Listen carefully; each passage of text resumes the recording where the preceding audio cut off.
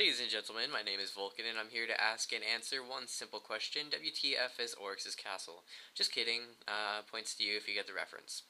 But yeah, we are going to Oryx'sCastle right now. I'm gonna show it to you guys, and hopefully you'll end up surviving this encounter and getting to Oryx and then getting some phat loot and whatnot. But to get through it, you're gonna have to be careful, very, very careful. The mobs, even the tiny ones, can kill you pretty darn easily, as you'll see a few times in this video. They do quite a bit of damage. So you do want to be very careful when you're going through this dungeon. What I would recommend doing is staying with the pack and not being too much of a hero and trying to go out and kill them on your own.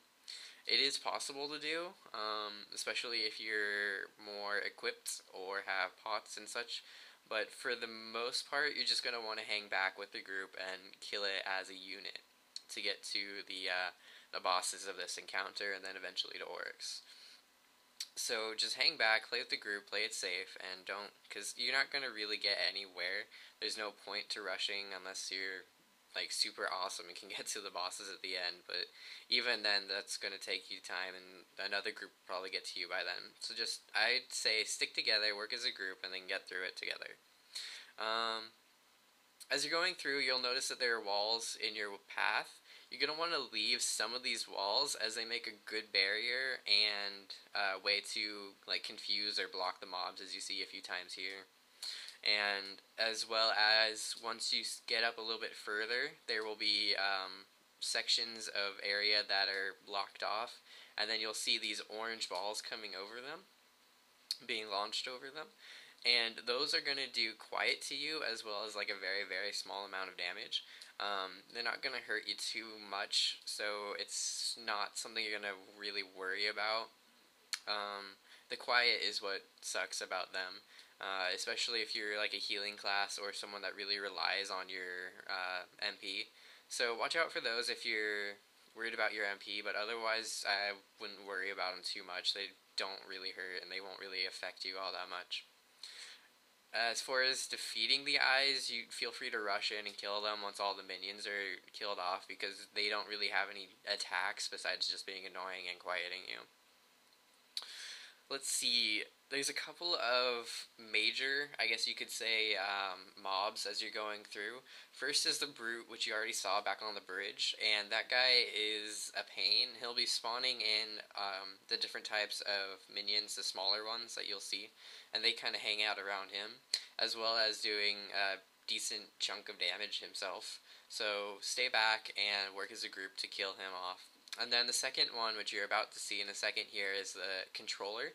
And what he does is he spawns like a whole bunch of little bugs, kind of look like bees, and they'll kind of swarm in at you and try and kill you that way. So watch out for them as well.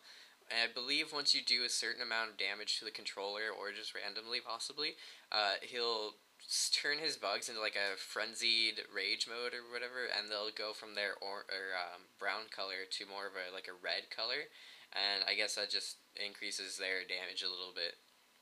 So that's that. Again, hang back. If you're a necromancer, this is a great time to get heals in, as you just saw there.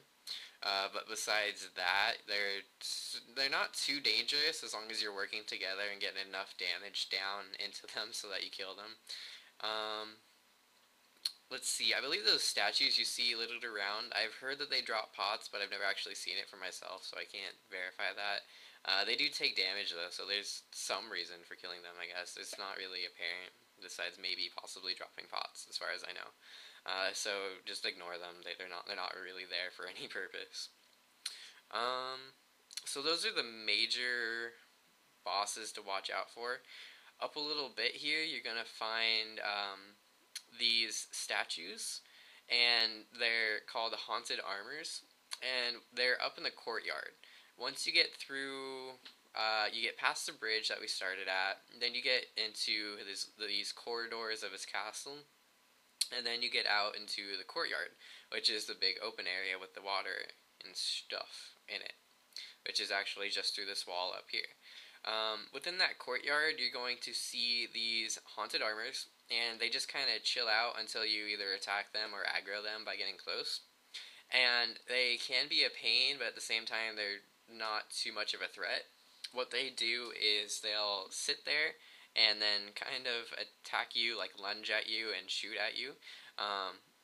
But then if you can't get in enough damage, they're similar to like a miniature crystal, and that it will heal itself, but it also makes it so that you can't do any damage. So it's just going to sit there and heal itself until you're able to get enough damage in on it to kill it. So working together, again, as a group, is definitely recommended for fighting them as well. But besides their annoyingness, they aren't really too much of a threat. So yeah, that's about it up and for now. I'm going to go ahead and talk to you guys a little bit once we get up to closer to the bosses. And so yeah, talk to you guys then. See ya.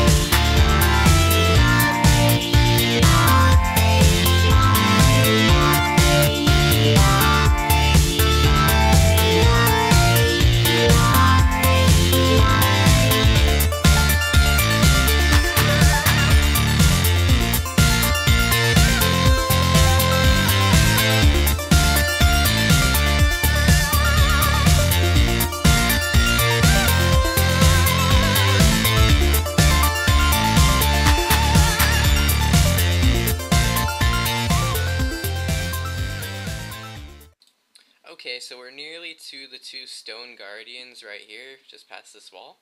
And these guys are going to hurt if you're not careful. You're definitely going to want to watch their patterns and learn them to find out how to kill them. They aren't really complex or confusing. Their attacks are more, I guess, annoying than really painful or too worrisome. They work together as a team to start off, and what most groups do, it's like an unspoken rule, is you attack the one on the left first, and that will end up being the red one. It's just, common courtesy, I guess, to go after him first to get and work together as a group to take him out. So they go through a few different attack phases. Generally, they're just going to kind of like attack in a pattern and just walk around randomly like you see here, just as like a basic attack. But then they'll switch through a few different attacks. This one, okay, so let me just go through them because I can't really time it very well with the video. So they're going to do a few spinning attacks, and they do all these attacks together at the same time. They work as a team, which is awesome. So they're going to do this one attack that is like, they spin around in a circle with their sword up close to them, and spit out bullets in a, I guess clockwise fashion. I'm not sure if they both go clockwise, but they'll basically just spin around attacks. And those are pretty easy to dodge once you get in time with their spins, I guess.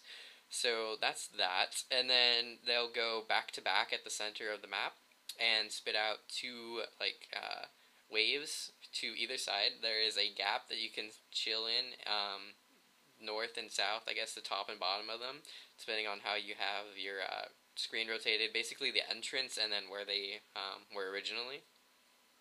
So you're going to want to hang out at that gap, and you don't really have to move too much to attack them.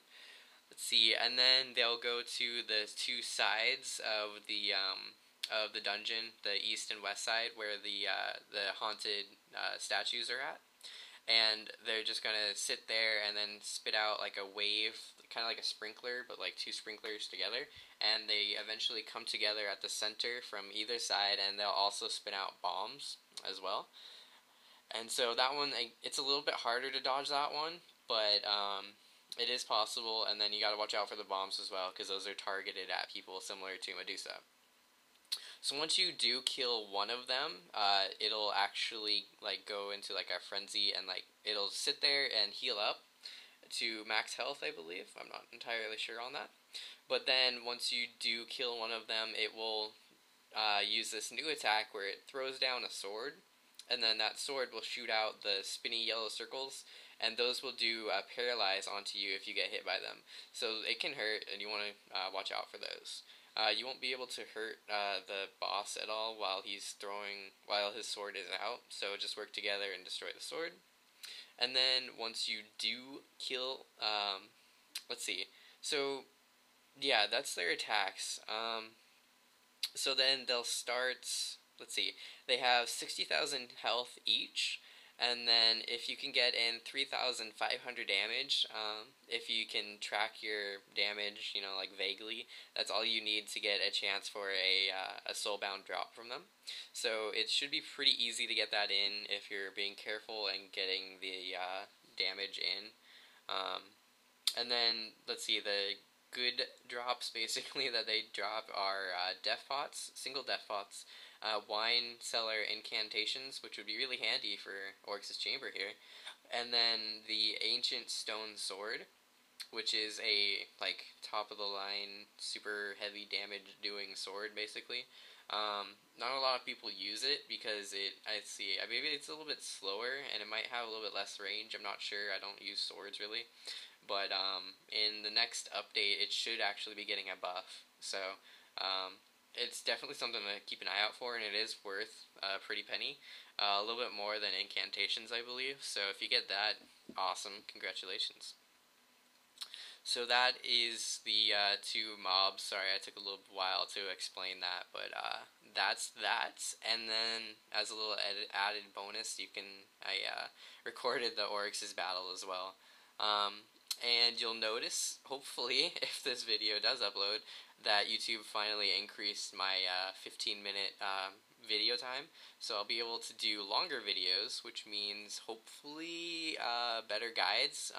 Again, with the class guides, I've been wanting to do those maybe possibly soon, and so now I can actually make them a little bit longer and more in-depth instead of having to worry about the 15-minute time constraint, as well as with like Skype interviews or whatever. I'm not really constrained with time, so that'll be neat. We'll see what I can do with that, and that is all. I believe I covered everything for Oryx'sCastle, and so I hope this guide helps you guys out, and enjoy the rest of the video. I'll see you guys.